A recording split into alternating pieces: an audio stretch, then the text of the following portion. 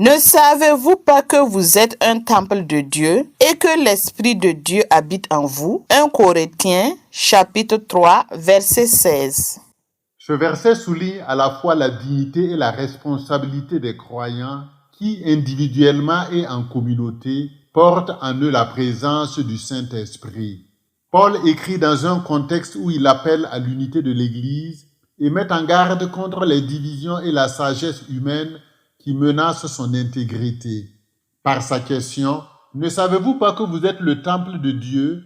Paul cherche à éveiller chez les destinataires de sa lettre une prise de conscience plus profonde. Il leur rappelle une vérité fondamentale qu'ils négligent ou qui ne transforme pas suffisamment leur vie. Les chrétiens ne sont pas seulement des visiteurs de lieux sacrés, mais en sont les pierres vivantes. L'Esprit Saint, souffle de Dieu, habite en eux, faisant de chaque croyant et de la communauté chrétienne un sanctuaire sacré.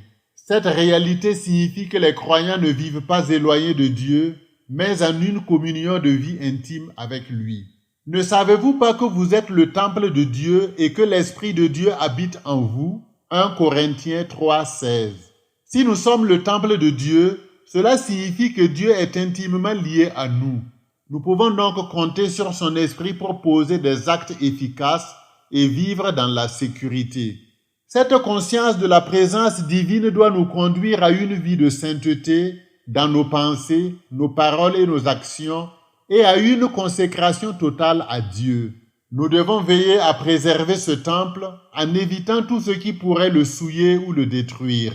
Reconnaître que chaque chrétien est le temple de Dieu appelle aussi à dépasser les rivalités pour voir en l'autre l'œuvre de Dieu qui fait notre unité.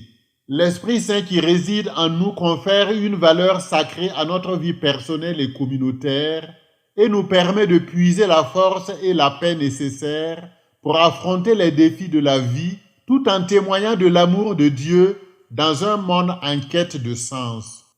Cet enseignement vous a été offert par l'abbé Jean-Emmanuel Convolbo, prêtre de l'archidiocèse de Ouagadougou au Burkina Faso.